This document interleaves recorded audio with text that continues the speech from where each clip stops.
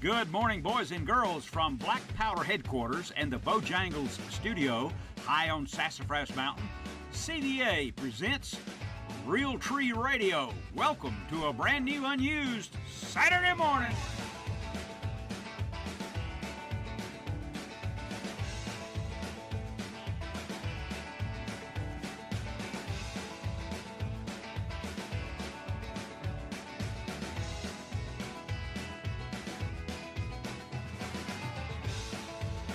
Good morning, boys and girls, from Black Powder headquarters and the Bojangles studio high on Sassafras Mountain in North Georgia.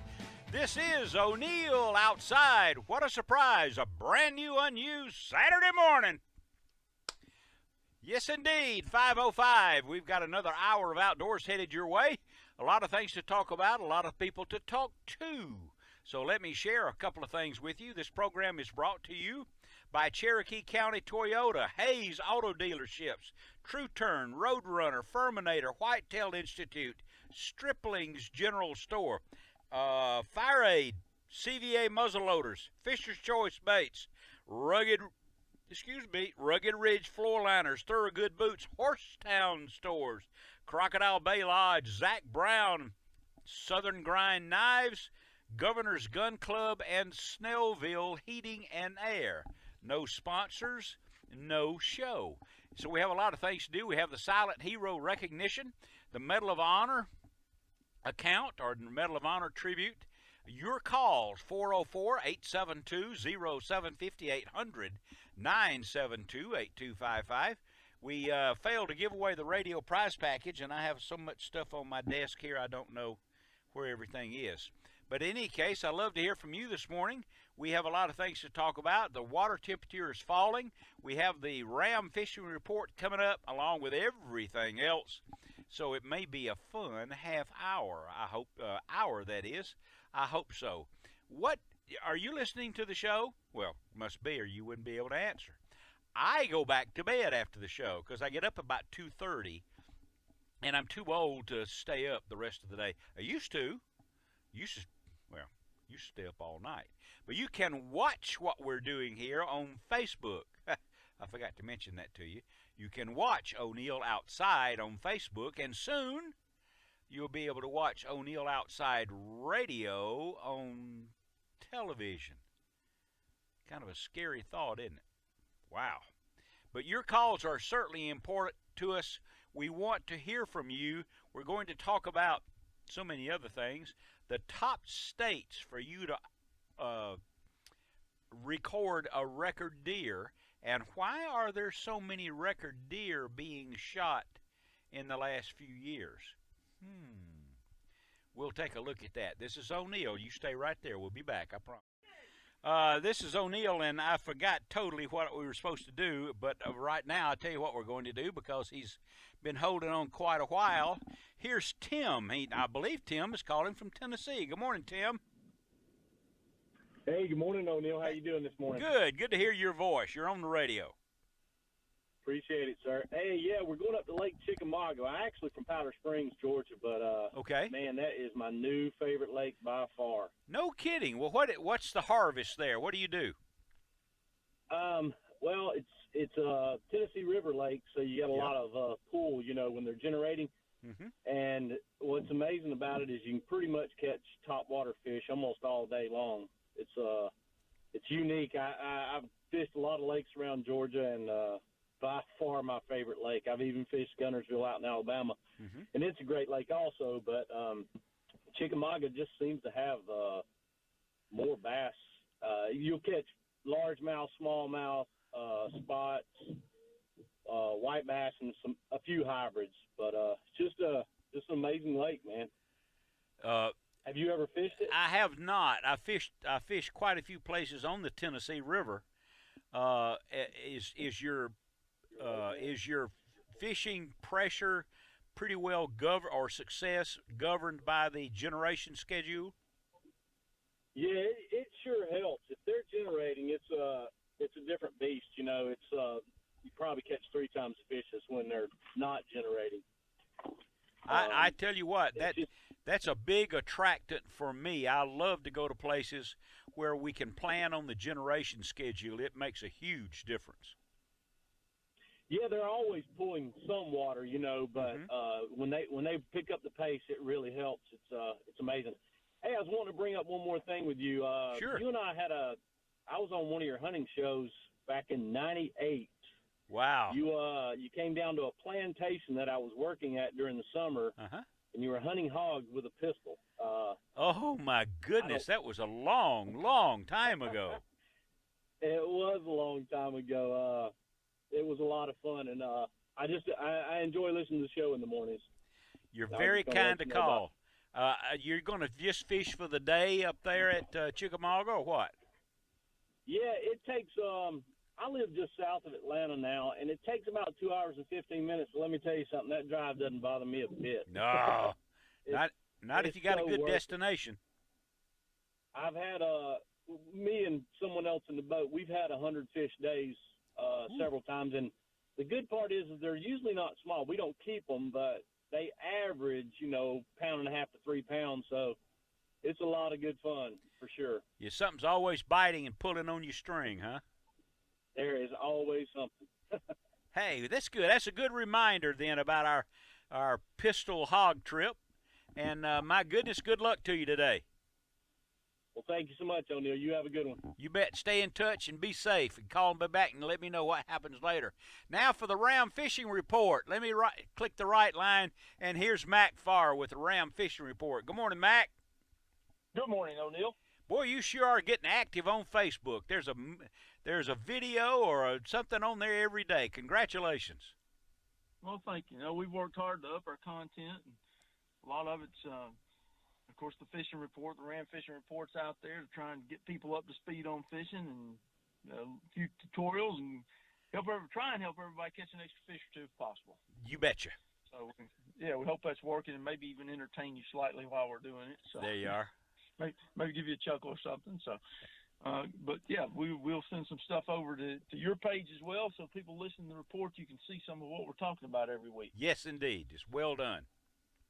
And thank you. And then speaking of this week, fishing's been really good, but man, we're really seeing some changes. Fall's here on the calendar. Fall happened last week. It's been unusually warm, but we're starting to really see the changes in the fishing patterns. You look around at the plants, a lot of them are starting to see just a few gulls on the lakes, some other migratory birds, so stuff's starting to happen quick. So be aware of that if you're fishing today. We're still catching some fish on the summer patterns, but in addition to that, we're getting some topwater fish, particularly early, stripers and bass. Over humps, high spots, maybe 18 to 25 feet. There's also a lot of fish that you can catch trolling or pulling bait over the hump. So that's the new pattern that really kicked in this week, in addition to the summer stuff. And the bass guys bass fishing on Lanier has really, quite frankly, been pretty tough through most of September. But this little bit of temperature drop really energized them. Catch them topwater, swim baits. Same thing over the humps, around brush piles in that 25-foot range. So bass fishing improved dramatically, and I'm hearing other reports across area lakes. And striper fishing's good, but they're scattered out, and be ready to use a bunch of different techniques because we got water quality. Okay, when is the World Series? That'll be in early October. That's when you fish at night for stripers, isn't it? Historically, it's like when the dogwoods bloom in the spring, the white bass are up in the river. Yep. When the World Series is on, you can catch fish with a bomber. There you go. That you remember that from? Well, that goes back to that hog hunting show that gentleman was just talking about. Yes, it does. But yeah, when that's going on, that actually starts when the water gets below 80 historically. But it peaks out when the water gets in the low 70s or high 60s, which that's about when that series is going on. So we're close to that. I haven't tried it yet. You might get some now. Typically when that starts on the high end of that temperature range, the fish run really small. And then when it cools off a little bit, some of the bigger ones get up there with them. But, looking at the long-term weather forecast, stays pretty warm this week. But after that, we get some cooler temperatures, and I'm sure that'll crank up then. Great report, Mac. Well, no, thank you. I'm glad to be able. It's a great report when I can tell everybody they're biting. That's what makes it good. That's a fact. All right, and how can people be in touch? You can call us at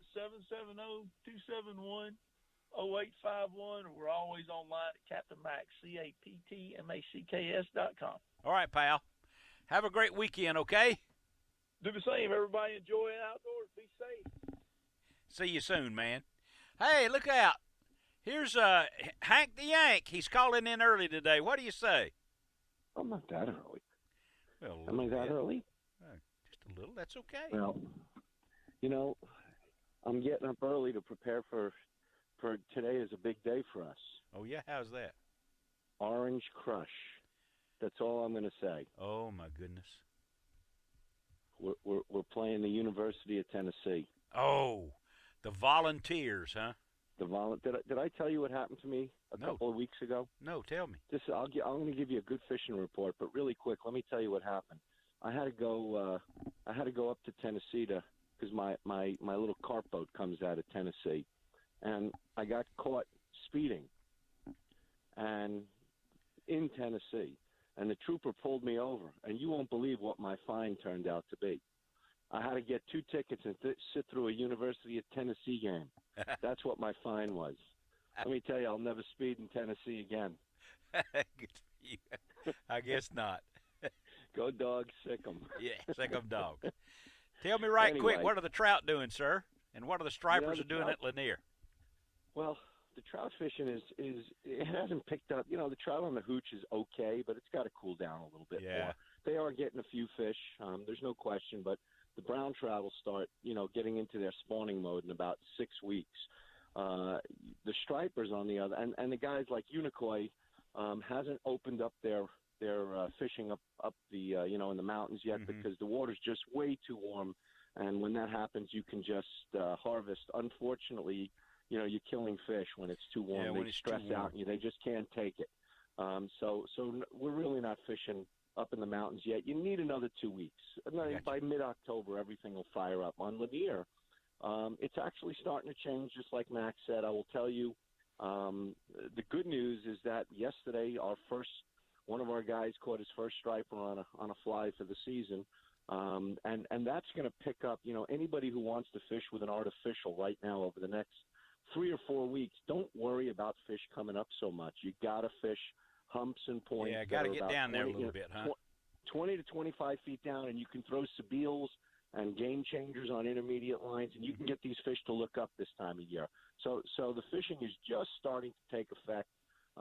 We're starting to book trips. O'Neill, I'll be honest with you, it's amazing how much fly fishing is taking off. My next open date is second week of December. Wow, I good for you. I don't have a day open between now and the second week of December. Right. So Henry, I got to go here. I hate to cut you short. I'm up against the clock.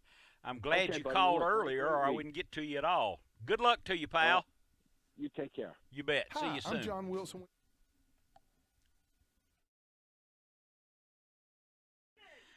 This is O'Neill, and I forgot totally what we were supposed to do, but right now I'll tell you what we're going to do because he's been holding on quite a while. Here's Tim. I believe Tim is calling from Tennessee. Good morning, Tim. Hey, good morning, O'Neill. How you doing this morning? Good. Good to hear your voice. You're on the radio. Appreciate it, sir. Hey, yeah, we're going up to Lake Chickamauga. I'm actually from Powder Springs, Georgia, but okay, man, that is my new favorite lake by far. No kidding. Well, what's the harvest there? What do you do? Well, it's a Tennessee River lake, so you got a lot of pool, when they're generating. And what's amazing about it is you can pretty much catch topwater fish almost all day long. It's unique. I've fished a lot of lakes around Georgia, and by far my favorite lake. I've even fished Gunnersville out in Alabama, and it's a great lake also. But Chickamauga just seems to have more bass. You'll catch largemouth, smallmouth, spots, white bass, and a few hybrids. But it's just an amazing lake, man. Have you ever fished it? I have not. I fished quite a few places on the Tennessee River. Is your fishing pressure pretty well success governed by the generation schedule? Yeah, it sure helps. If they're generating, it's a different beast. You probably catch 3 times the fish as when they're not generating. I tell you what, that's a big attractant for me. I love to go to places where we can plan on the generation schedule. It makes a huge difference. Yeah, they're always pulling some water, but when they pick up the pace, it really helps. It's amazing. Hey, I was wanting to bring up one more thing with you. Sure. You and I I was on one of your hunting shows back in '98. Wow. You came down to a plantation that I was working at during the summer, and you were hunting hogs with a pistol. Oh my goodness, that was a long, long time ago. It was a long time ago. It was a lot of fun, and I enjoy listening to the show in the mornings. You're very kind to call. You're going to just fish for the day up there at Chickamauga, or what? Yeah, it takes. I live just south of Atlanta now, and it takes about 2 hours and 15 minutes. So let me tell you something. That drive doesn't bother me a bit. No, not if you got a good destination. I've had me and someone else in the boat. We've had 100 fish days several times, and the good part is they're usually not small. We don't keep them, but they average, pound and a half to 3 pounds. So it's a lot of good fun for sure. Yeah, something's always biting and pulling on your string, huh? There is always something. Hey, that's good. That's a good reminder then about our pistol hog trip. And my goodness, good luck to you today. Well, thank you so much, O'Neill. You have a good one. You bet. Stay in touch and be safe. And call me back and let me know what happens later. Now for the Ram Fishing Report. Let me click the right line, and here's Mac Farr with the Ram Fishing Report. Good morning, Mac. Good morning, O'Neill. Boy, you sure are getting active on Facebook. There's a video or something on there every day. Congratulations. Well, thank you. We've worked hard to up our content, and a lot of it's, of course, the fishing report, the Ram Fishing Report's out there to try and get people up to speed on fishing, and a few tutorials, and try and help everybody catch an extra fish or two if possible. You betcha. So, yeah, we hope that's working, and maybe even entertain you slightly while we're doing it. So there you are.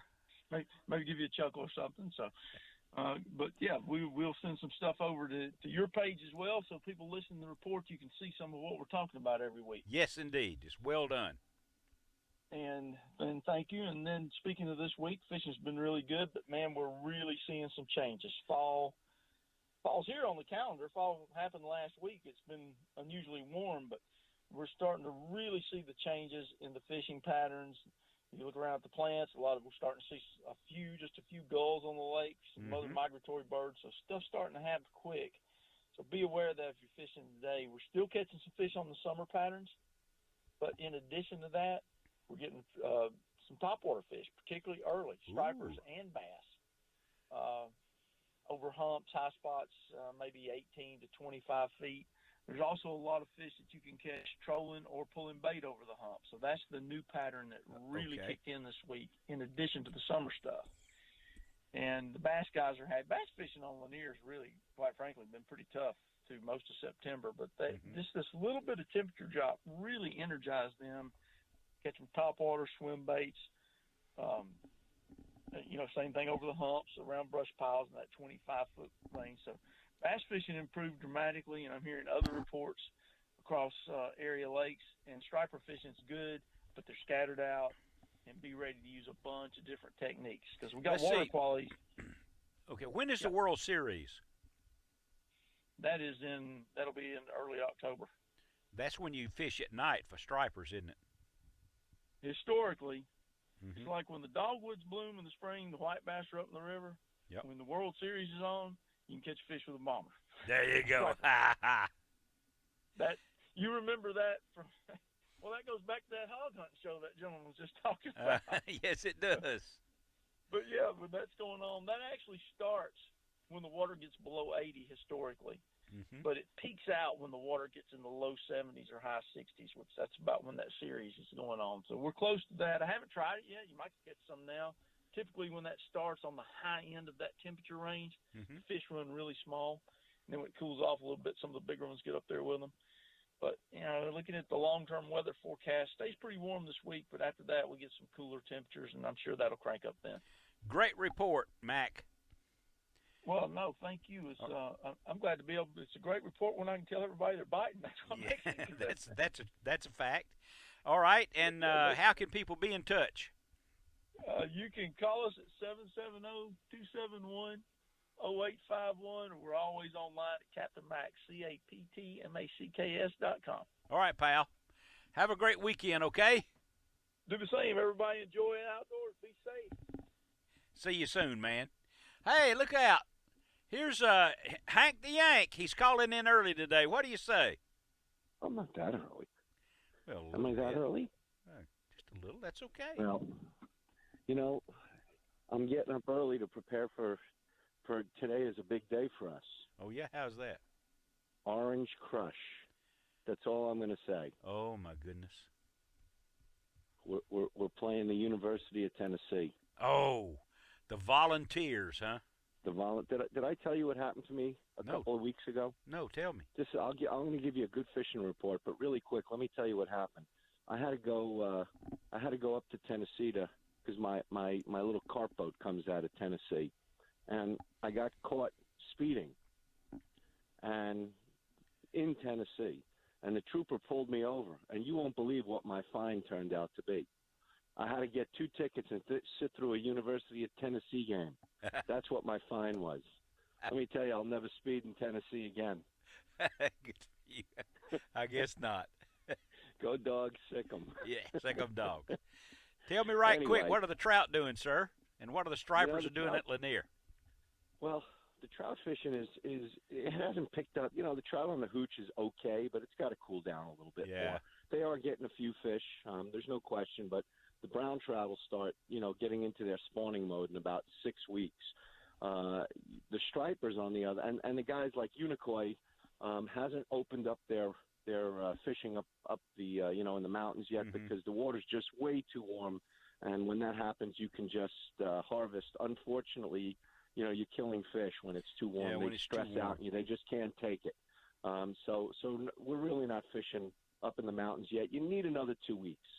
By mid-October, everything will fire up. On Lanier, it's actually starting to change, just like Max said. I will tell you, the good news is that yesterday one of our guys caught his first striper on a fly for the season, and that's going to pick up. Anybody who wants to fish with an artificial right now over the next 3 or 4 weeks, don't worry about fish coming up so much. You got to fish humps and points. Yeah, got to get down there a little bit, huh?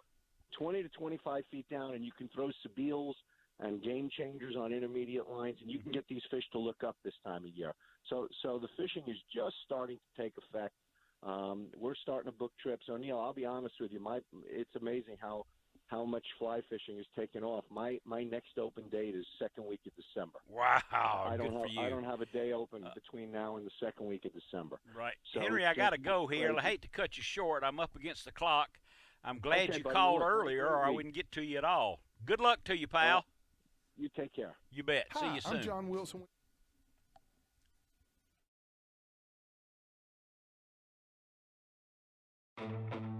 Jeep has always been blessed with a spirit of adventure.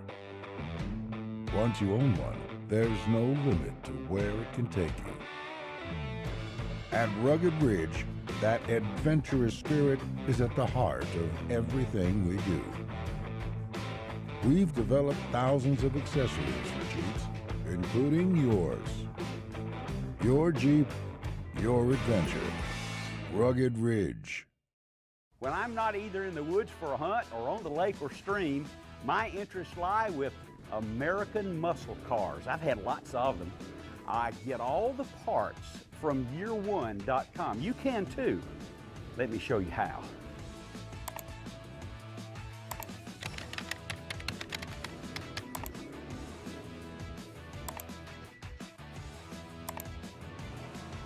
Check it out at year1.com and enjoy the ride.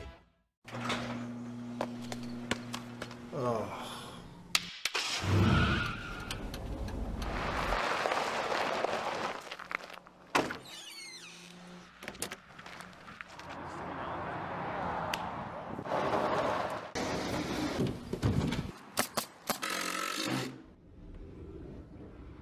Wow. The fastest way to get a great backyard building. Call 1-800-BUY-TOUGH to find a location near you. A turkey hunter will tell you to be successful is to be patient. waiting for the right elements to line up. We took that same mentality developing Realtree Edge. Edge is not a pattern that was designed overnight. It took years, hunting for the perfect elements and colors to match the real woods that you hunt. Let's face it, good things come to those who wait. We're proud to introduce the much anticipated Realtree Edge. O'Neill has visited Costa Rica and Crocodile Bay Resort a dozen times over the years, with hundreds of my friends having joined me there for the fishing, rainforest eco tours, and so much more.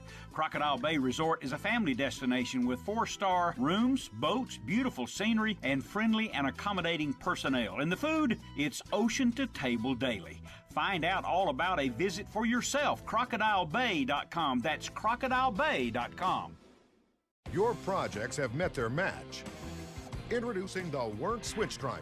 With 2 rotating chucks, you can switch between bits in a second and get your projects done twice as fast. Say goodbye to all the hassle of an ordinary drill. Switch in a second from drilling to driving, Phillips to flat, drill bit to paddle bit, screwdriver to socket. Power through your projects faster and easier with the most innovative drill driver available, the Works Switch Driver. Get yours today.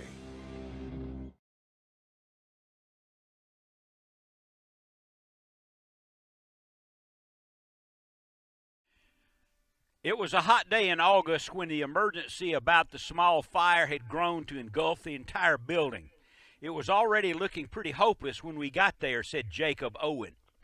By the time the 24-year-old fireman arrived at the scene, most of the 100 or so residents had already made it out of the blazing 7-story inferno. But the firefighters had to be sure everyone was safe. So Jacob entered the building, broke down the doors, checking for any remaining trapped tenants. It was like an old building, and the floors were already collapsing. As he was leaving the building, a frantic woman, came running up and said, "Where's my baby? Where is my Chris?" Now, Jacob knew that the 7-year-old was still in there. He could just feel it. And the fact he hadn't heard the screaming or calling out signaled that the child was probably passed out or in shock, and he had to find him. Jacob made his way back to the 5th floor while the firefighters outside used ladders. Now, thick black smoke poured out of the windows and through the hallways, and the heat had become so intense that it was about to overcome Jacob. By the time he made it to the 5th floor, the fire had grown so fierce he could not see more than a few feet in front of him. He just kept seeing that mother's face, and he couldn't walk away from this one. Jacob Owen made his way to the 5th floor apartment and found the child passed out in the closet. Cradling him in his arms, he hurried down the steps and started the life-saving procedures. Silent hero this week, Jacob Owen. And he saved a 7-year-old from death. And you just found out his name. 27 after the hour. Let's talk to Alan now on O'Neill Outside. Alan is calling from Tallahassee, Florida, I think. Well, good morning, Alan. Hey, O'Neill. Hey. Hey, how you doing? Good. Yeah, I loaded up the truck and moved to Beverly, or got the heck out of Gwinnett County. Okay. Yeah, I moved down here with my son, down here in Tallahassee, and been here about almost 2 months now. And I heard you hurt your back, and Dr. Keller told me you're doing a lot better now. And oh yeah. But I was calling to let you know that there ain't much deer hunting down here. My German Shepherd's as big as some of these deer down here. Yeah, that's a small. But the fishing is unbelievable down here. I met an old boy down here, and he took me brim fishing, or what they call shell cracker. Right. And O'Neill, what they do is they take a slip weight and they put a swivel below it with a bead, and then they put the line with a hook and then put cricket on it, and they find the shell bottom, and they drag that weight across that shell.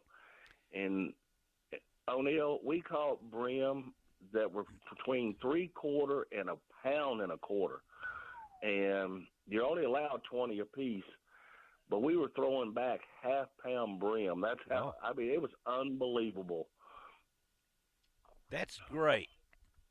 That's good eating. Now, But, don't throw them all back. No, well, like I say, you're only allowed to catch. I mean, only you can flay them just like a bass. I mean, that's how big they are. You couldn't get your hand on them. You had to put them in the bottom boat and put your foot on them to get your hook out. And then you pretty much lip them and put them in the live well. There you go. That's We a shell cracker. Yeah, we fished Thursday, you know, while this full moon's out, but that's what they do. They go out there and they find that hard bottom, that shell, because most of these lakes down here are prairie lakes. There's a lake called Lake Miccosukee. Yeah, it's after the Seminole Indians here, and they're all prairie lakes, and they're subject to drying up, you know, depending on the rainfall in North Florida, or if a sinkhole forms in it. That's what happened to Lake Jackson about 15 years ago. They tell me is a big sinkhole formed in it, sucked all the water out of it. Now, I'll tell you something that you'll have to permit me. I think the more that you know and the more that you understand, the more you can appreciate what you're doing when you're hunting and fishing. So I'm about to tell you this. Ready? Yes, sir. Those lake levels, Miccosukee, Jackson, and those lake levels in North Florida, in that area, are governed by the rainfall in Georgia. Oh, yes, sir. It's all runoff from what comes out of South Georgia. That is correct. That's why years ago when Jackson dried up, it was because it hadn't rained in South Georgia. Interesting, huh? Yeah. Yeah, I mean, that's mostly what it is. It's all due to the rainfall in South Georgia and what little bit they get down there in North Florida. But here lately, you can set your clock by about every afternoon, about 3 o'clock. They get a thunderstorm here. You betcha. I mean, some real good ones right now. But I mean, of course, the bass fishing is really starting to get good down here.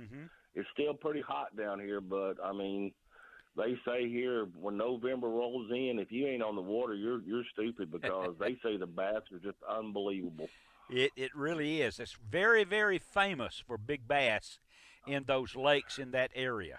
Very famous. Yeah, from Seminole all the way over to Lake City, they say any of these ponds or prairie lakes or like Lake Jackson, Lake Talcum, and all them, they say they're just full of big bass. Oh, you're reminding me of quite a few names of lakes that I have not heard of in some time. Talcum, Miccosukee, Jackson, all those. That's good. I'm glad to hear it. And I'm glad you're there, and I'm glad you're enjoying it. I really am. Well, how's Miss Gail doing? She's just doing fine. She's sleeping in this morning, I think. I expected her to show up here in the next few minutes. I don't know if she will or not. Well, how's her knee doing? She's recovering. That's a slow process. Now, I hate this drug on this long for her. I know it's got to be hard, you know, but I thought it would kind of got over with her by now. But I guess, you know, just, you know, what they say, like, you know, like I just retired and you know, drawing my side, so old bones take a long time to heal. It takes, according to her physician and mine, the same fellow, we both had knee replacements, it takes anywhere from 9 months to a year before you can say, well, I'm over it now. When did she have it done? About 5 months ago. Oh, okay. So she's got a little time. I'm of course, I still listen to you every morning. I know you were out of town last week, but I sure miss talking to y'all, and I sure hope y'all doing well, and hope God blesses you. Well, you're very kind with your comments, and you be sure and stay in touch, okay? I sure will, buddy. I'll let you know how fishing is in North Florida now. There you go. It'll be a good report. All right, buddy. You have bet. a good one. See you soon. There you are. 32 after the hour, 404-872-0750, 800-972-8255. Before I get to the other calls, I'm going to repeat something that I started in the first hour of the program because, by golly, I think it's good. And it's deer season. And I'll quickly go through some recommendations and reminders, if you will, about what to do for your deer hunt. Sometimes we get used to things. We don't make the full experience. Here's some recommendations. Ready? All right, you take a deer, bang, shoot the deer, deer runs off. what should you do? Take close attention where the deer ran, if he did. If you have your cell phone, which you should for emergency purposes, take a photo from the stand so that you can get that perspective on the phone when you go look for the deer. Telephone or otherwise notify other people without ruining their hunt that you're trying to find a deer and you're walking in the woods. They need to know that. Okay, you finally find the deer. What should you do? Well, first of all, before you got down out of the stand, unload. Now you found the deer. Reload and approached quietly. If the deer is dead, unload. In your backpack that you should have been carrying, be sure that you wipe off the blood off the deer before you start taking photos. Call your partners so they can come and take photos of you and your deer. If you include the rifle in the shot, make sure the rifle is not pointed at you. I see that a lot. Take photos up close. Take lots of photos. They are free. Make sure that your faces or your face can be seen. Put the sun in your face so they can see your face in the photo. Finally, take pictures without the rifle.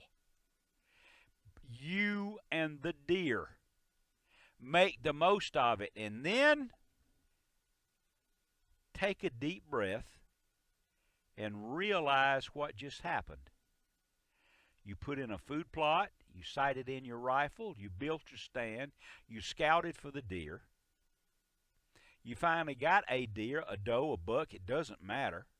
You completed the hunt and you have plans to cook that game on the big green egg. Look around you and make a reference, and you will be able to remember, to recall, with the help of the photos, a very unique experience during the 2018 deer hunting season. We go too fast with all of this. Relax. After all, you get to go back to deer camp later on, and you get to lie about it. 404-872-0750, 800-972-8255. This is O'Neill. Saturday mornings, WSB, the Sports Broadcast Network nationwide, with O'Neill Outside, the #1 live outdoor-based radio talk show in the world. Why? Because of you guys. I'll be back.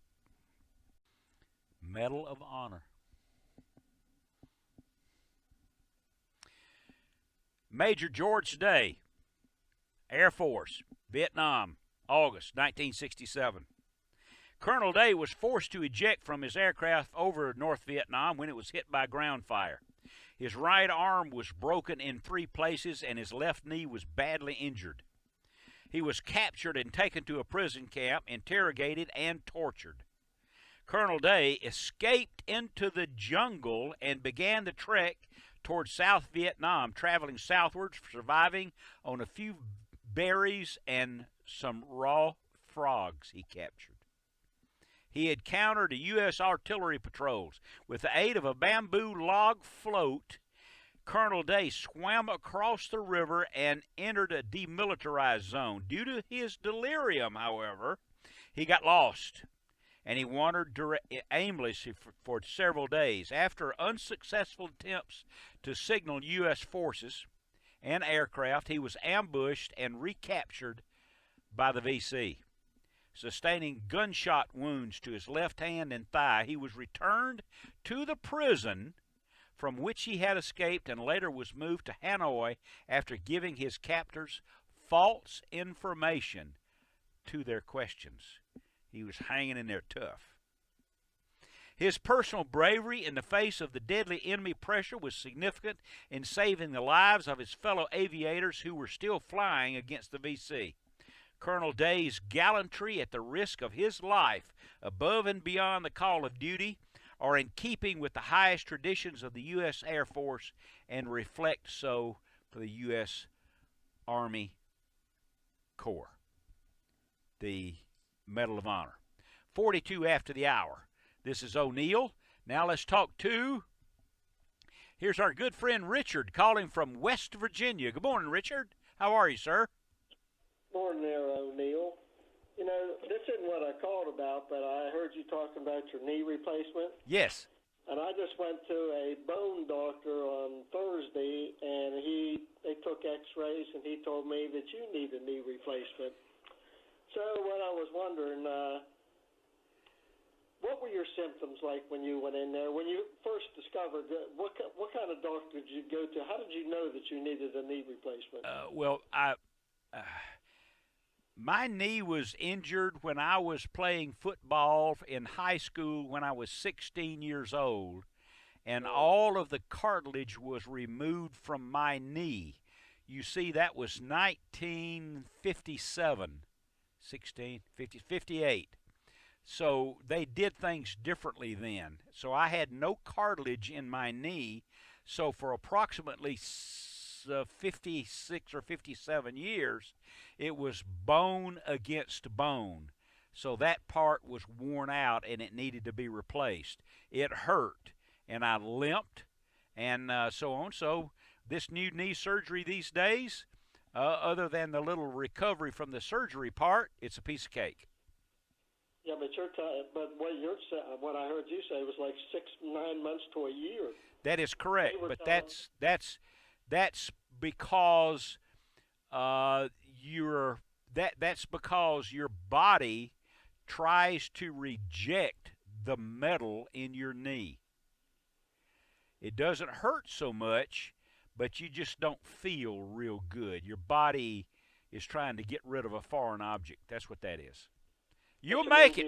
You'll make it, Richard. Some kind of physical rehabilitation or physical therapy? Do you have to do? Oh, yes, you do. Exactly. What he was telling me about bone on bone, and he was just saying you have something missing in here, and yeah, your knee needs to go. What's that? I say your knee needs to go. It needs to be replaced. Okay. What I called about was a snakehead fish. Okay. You ever heard of a snakehead fish? I have heard of that, and I've seen photos, but I don't know where they are and what's their region and anything much about them. I just wondered. I heard about it. I don't know if that's in the United States or in the world, but they were talking about this snakehead fish that was destroying a lot of the other fish. It was killing a lot of the other fish. Uh-huh. But then it was like gone. I just wonder if they got rid of it or. I doubt it. I don't think that's native to the United States. It sounds like a Middle Eastern thing to me. So you heard of a snakehead fish? Oh, yes, I have. Yes, absolutely. But it's not part of the United States. I don't think so, but I could stand corrected since I'm not a biologist, but I would think so. Okay, thanks, O'Neill. You bet. Hey, have a good weekend, Richard. There goes Richard. Now, 404-872-0750, 800-972-8255. It's 45 after the hour.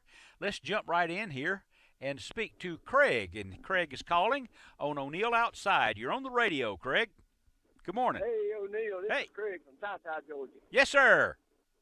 Hey, I got my book, my hat in the mail a couple of weeks ago. Oh, mighty fine. I hope you enjoy it. Well, 24 years of listening all come back to me. You know, when you listen to you and watch you that long, you kind of read through the book and you reminisce. And so I just wanted to say thank you for the memories and the future memories. But it was wonderful. And you just need to write another one now. What you going to do? Well, yeah, I have plans to write another, yes. It's funny when you sit down and think of some of the places and what you did. It's easy to come up with about 30 chapters. They're short, as you read, but, you know, maybe it serves as a reminder and some appreciation for the outdoors. What do you think? Well, it was perfect, and that's the thing. I actually listened to you on AM 640. I forgot about that when you were on GSP no or kidding. whatever it was. Wow. Yeah, well, I've been stomping around Atlanta for since the early 90s, but anyway, like I said, I've heard those stories, and now I got it in print, so I'm actually starting over again. It's that good to me, and thank you for the hat. I got to order another hat though, O'Neill. Yeah. Well, the one I got on my desk, and I don't want to mess it up, so I'm gonna order another one that I can wear out. How about Okay, that? you can order it right off the website, and I'll sign it again and send it to you. Thank you, O'Neill. Enjoy the show, my friend. You bet. I appreciate you taking the time to call and your very, very kind comments about the book. I will tell you I was very uneasy about trying to publish that because where I attached so much importance to those stories and those people and those places, I'm not sure that other people would understand.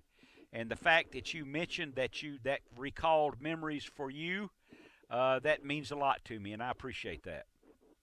Well, it did. It carries me way back, and I appreciate you writing it. You bet. Thanks, pal. Have a good one. You too. There you are. Well, that segues into allowing me for more self-promotion. If you would like to have a copy of O'Neill Outside, People and Places Along the Way, then you may order that on Amazon. And very soon there'll be an Audible so that I'll read the book to you. But if you like, you can visit O'Neill Outside right there on the store, on O'Neill Outside, the little store. You can order O'Neill Outside, People and Places Along the Way, and I will personally sign or personalize the signature on the book, if that means anything to you. And you can order there, and I'll send you the book. And you can order the hats there, too. So there you are. 48 after the hour. It's been a long morning, hadn't it? Hadn't we handled a lot of things? Nobody answered our radio prize package question, so I'm going to tell you. I'm not going to give the prizes away. I'll keep them for next week. And the question was, Travis and I have a good friend who helps us shoot the shows, hunt on the shows, host the shows, and he works for CVA Muzzleloaders. He's an outstanding hunter and outdoorsman. And I asked, what is his name? His name is Dakota Russell. It's a one-of-a-kind name, too. How about that? Well, we got to get out of here for a minute. We have calls on the way, if I can round them up. You know how that goes. And this is O'Neill. I need to hold on here for a minute. I'm getting ahead of myself. Now, before I get further, next week, Gail and I will be off the air again because we're going to Cajun Vista Lodge, a bunch of us, and we're going to go fishing again on the Gulf Coast and eat some good Cajun food. This is O'Neill, and I'll be back. I'm a knucklehead, okay? I can't read my own notes. I've got 4 more minutes here, so I'm sorry. I'm not a professional at this. I've been doing it for 28 years. Here's John. I'll raise up John. He called. We got to John very quickly, didn't we, John? Good morning to you. Yes, you did, O'Neill. I just wanted to thank you for autographing the book that you said that I ordered for my son.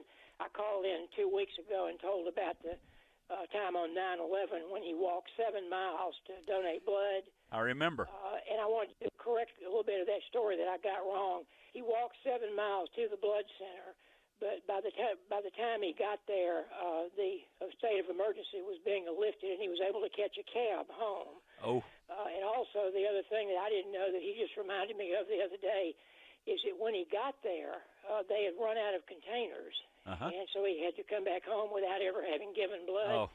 But at least he gave it the old college try. Yes, he did indeed. Have you been able to read the book at all yet?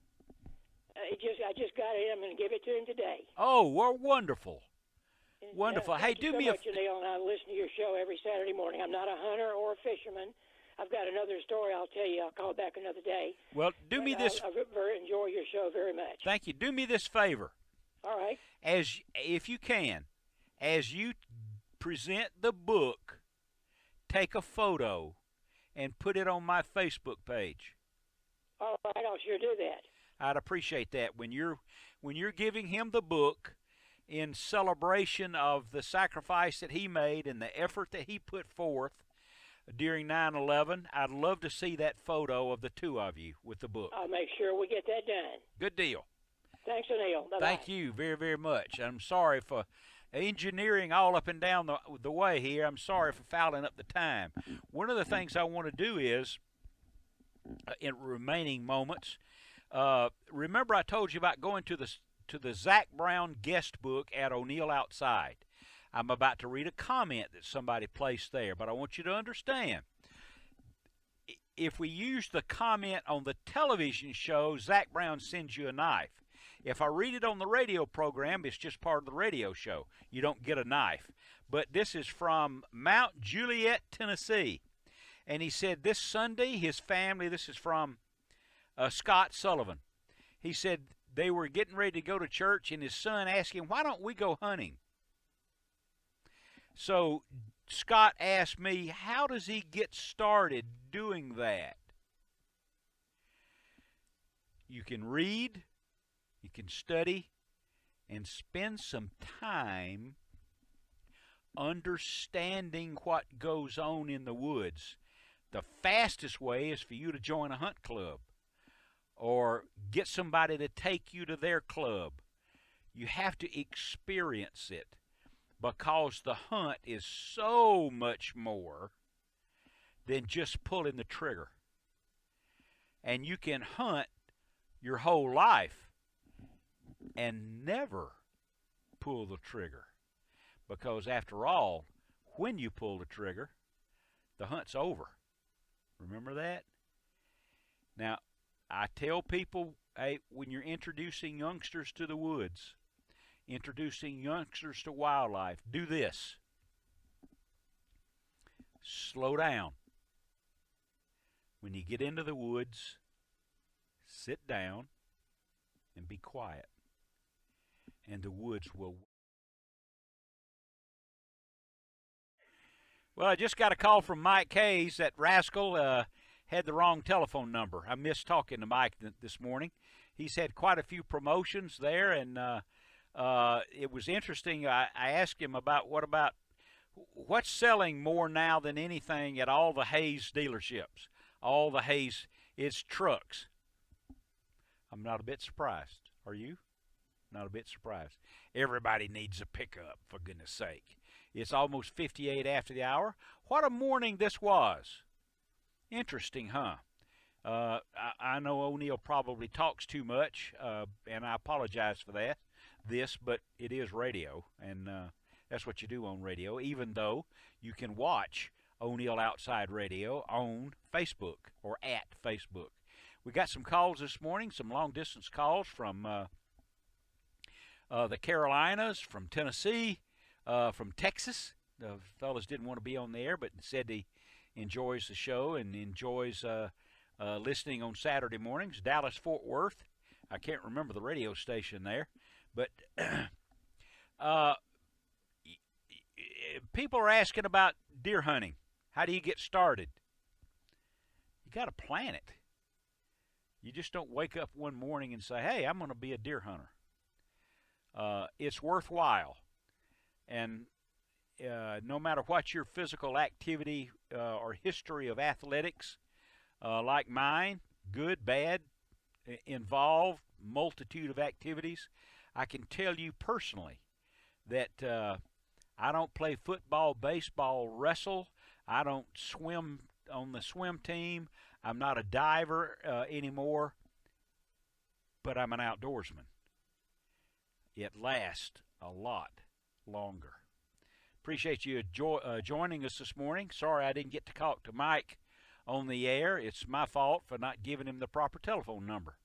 But you keep this in mind wherever you go, whatever you do this week, and that's this. If you're too busy to go hunting and fishing and take a child along and teach them about the outdoors, you're too busy. I'll see you guys soon. Gail will be back, I promise.